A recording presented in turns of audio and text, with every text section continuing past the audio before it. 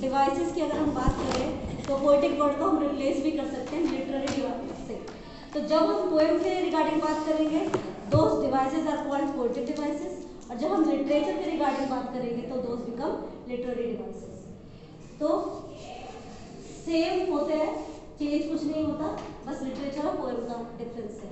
और बेसिकली ये क्या कहलाते हैं? These are called figure of speech. Figure of speech को इजीली समझाऊं तो तुम लोगों ने हिंदी में पढ़े हुए अलंकार पढ़े ना? अलंकार का क्या यूज होता है? क्यों हम अलंकार यूज करते हैं हिंदी में? हाँ, सुंदर बनाने के लिए अपने राइटिंग को ना। तो when we want to beautify our writing piece, अलंकार का मीनिंग ज्वेलरी। और ज्वेलरी क्यों पहनती है फीमेल्स?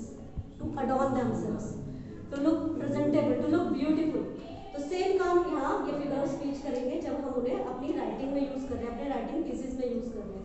एक बात को सिंपल तरीके से कहा जाए और उसी में फिगर ऑफ स्पीच को यूज करके कहा जाए तो दैट इज मोर, वो सामने वाले को ज्यादा इफेक्ट करती है। तो पहला फिगर ऑफ स्पीच हम आज पढ़ेंगे, दैट इज सिमिली। सिमिली में although we compare the things, but through this comparison we take out the similarities, we take out similarities between two things। और बहुत इजी है आइडेंटिफाई करना। यहाँ हम as और like वर्ड्स को लेते हैं, जहाँ पर ये दोनों वर्ड्स हैं as और like, और दो चीज़ों को कंपेयर करके उनकी सिमिलैरिटी निकाली जा रही है, दैट इज कॉल्ड सिमिली। जहाँ as और like वर्ड आएंगे, एग्जाम्पल देती हूँ, my bag is as light as a feather। It doesn't mean कि my bag is a feather और feather is my bag। Means जो weight उसमें है, उस बैग में वो इतना कम है कि एक feather की तरह, एक पंख की तरह। Clear हुआ simile? Next is metaphor। Again हम metaphor में एग्जाम्पल देते हैं, कंपैरिजन करते हैं, कंपैरिजन करके अगेन सिमिलैरिटी निकाल के लाते हैं, but without the use of these two words as और लाइक। इनका यूज नहीं होता। अभी हमने अमांडा पोएम की थी, उसमें था silence is golden, freedom is sweet. तो स्वीटनेस फ्रीडम से कंपेयर की गई है, साइलेंस को गोल्ड से कंपेयर किया गया, लेकिन विदाउट यूजिंग वर्ड एज और like. He is the Shakespeare of our class. Means Shakespeare is famous for his literary skills. उसको कहा जाता है ना फादर ऑफ इंग्लिश। तो यहाँ पर जो हमने ही यानी दैट बॉय जिसके बारे में हम बात कर रहे हैं, वो भी उतना ही इन्वेस्ड है अपनी राइटिंग स्किल्स में, लिटरेरी स्किल्स में, जितना शेक्सपियर था। Although he is not Shakespeare, वहाँ हमने क्वालिटी और इजी में समझा देती हूँ। He is the Shahrukh Khan of our school. Shahrukh Khan is famous for his charm, for his acting. तो that boy has that charm, that boy is the same kind of acting that Shahrukh Khan did. तो वो होते हैं मेटाफर। थर्ड है आपका alliteration. Alliteration Hindi में बहुत easy है, अनुप्रास अलंकार। क्या करते हैं अनुप्रास अलंकार में? चारों चंद्र की चंचल खेलें खेल रही थी जल थल में। हाँ, इनिशियल साउंड, जब वर्ड्स की इनिशियल साउंड सेम होती है that time it is called अनुप्रास और एलिट्रेशन। जैसे हमें अमांडा पोएम जो हमने लेटेस्ट की उसी के एग्जाम्पल लेते हैं, सल्किंग, सिटिंग, स्लाउच। तो यहाँ किस चीज की साउंड रिपीट हो रही है? एस। तो यहाँ पर this is alliteration. Next is इसी के आगे एलिट्रेशन की दो हो जाते हैं। पहला है एसोनेंस और दूसरा है कॉन्सोनेंस। जब यहाँ मैंने बात की इनिशियल साउंड की एलिट्रेशन में, लेकिन जब मैं एसोनेंस की बात कर रही हूँ, here I am talking about the sound wall sound. Walls आप सबको पता है कितने होते हैं? 5 होते हैं, ए ई आई ओ। तो उन पांचों की साउंड आ रही है या कॉन्सोनेंट। उन वॉल्स के अलावा जितने लेटर्स रह गए वो क्या कहलाते हैं? कॉन्सोनेंट्स। लेकिन ये होती है इनिशियल साउंड। जब हम एसोनेंस की या कॉन्सोनेंस की बात कर रहे हैं, वो जो साउंड है वो किसी भी शब्द के बीच में भी, एंड में भी, कहीं भी आ सकती है। जरूरी नहीं है कि वो इनिशियल साउंड है। अगर वो वॉल की साउंड है तो इट इज एलिट्रेशन, वो सॉरी एसोनेंस, और अगर वो कॉन्सोनेंट की साउंड है तो कॉन्सोनेंस। जैसे उसमें करा था हमने tiger in the zoo, in his vivid strips, किस कौन सी साउंड रिपीट हो रही है? इन हिज विविड स्ट्रिप्स आई की साउंड रिपीट हो रही है। आई क्या है? एक बॉल, तो वहां पर ये क्या हो गया? ठीक है, अब आगे चलते हैं। Next is hyperbole. Hyperbole again easy है समझना, हिंदी में इसको बोलते हैं अतिशयोक्ति, पढ़ा है ना? वैन भी हाँ बड़ा चढ़ा के एक्सैजरेट करके बात करते हैं किसी भी चीज के लिए, दैट इज हाइपरबोले। ये आपको एग्जांपल मिलेगा कस्टर्ड वाली पोएम, जहां पर वो बता रहे हैं ना कि वो माउस इतना ज्यादा मतलब वो क्लेवर है और स्ट्रॉन्ग है जैसे कि एक टाइगर होता है, तो ये एक्सैजरेट किया गया है वहां पर। On the other hand custard के लिए कह रहे हैं कि वो इतना कावर्ड है कि उसको हर टाइम केज चाहिए होता है, तो वहां कैट के लिए, माउस के लिए उन्होंने एक्सैजरेट किया है, दैट इज हाइपरबोले। क्लियर है ये? Next is anaphora. जब किसी भी पोएम में दो या दो से ज्यादा कॉन्जिक्यूटिव सेंटेंसेस यानी लगातार आने वाले सेंटेंसेस सेम वर्ड्स के साथ शुरू हो रहे हैं, that is anaphora. Some say the word will end in fire, some say in ice। तो यहाँ कौन से वर्ड रिपीट हुए हैं? Some say, तो ये क्या है? एनाफोरा है। Fire in ice, dust of snow, tiger, the ball, Amanda, इन सब में आपको एनाफोरा मिलेगा, सब में। ठीक? Next is एन्जैपमेंट। एन्जैपमेंट होता है, आप जब पोएट्री पढ़ेंगे तो आपको वो different kind of pronunciation marks मिलेंगे एक से दूसरे सेंटेंस पे आएंगे, लेकिन जब वो प्रोनाउंसिएशन जो मार्क्स है वो नहीं है, उनकी एब्सेंस इज कॉल्ड एन्जैपमेंट। एक से दूसरा सेंटेंस, दूसरे से तीसरा सेंटेंस शुरू हो गया but there are no punctuation mark, that time it is called enjambment. इसका example fire and ice, dust of snow, fire और द बॉल में भी है, जहां पर पंक्चुएशन मार्क्स नहीं होंगे, that is enjambment. Clear? Next is और बोलो इमेजरी। इमेजरी क्या होती है?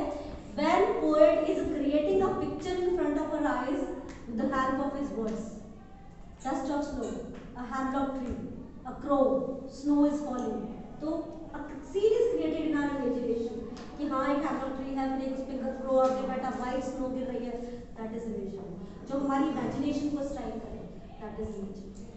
That is symbolism। Symbolism क्या होता है कि कुछ वर्ड्स का लिटरल मीनिंग कुछ और होता है, लेकिन वो सिंबलाइज किसी और चीज को करती है। Fire and ice, fire and ice में fire stands for desires and passions and ice stands for hatred, so that is symbolism। ठीक? बॉल पोएम में है तो ball symbolizes what? materialistic things in world। और हाँ नेक्स्ट इज onomatopoeia। onomatopoeia क्या होता है? when we are talking about the sounds, different sounds, अब वो साउंड किसी भी चीज की है, living thing, non living thing, animals, कुछ भी हो, क्लैटर, पैटर, रोर, ठीक है, ये सब क्या है?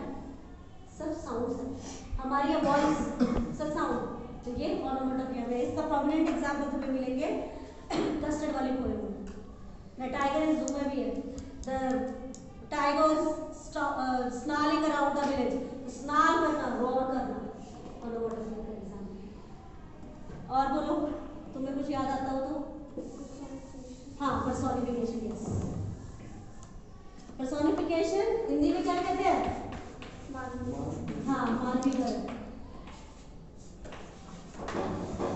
जब हम किसी नॉन लिविंग चीज को पर्सोनिफाई करके उसका मानवीकरण करके उसको लिविंग थिंग में शो करते हैं, दैट इज पर्सोनिफिकेशन।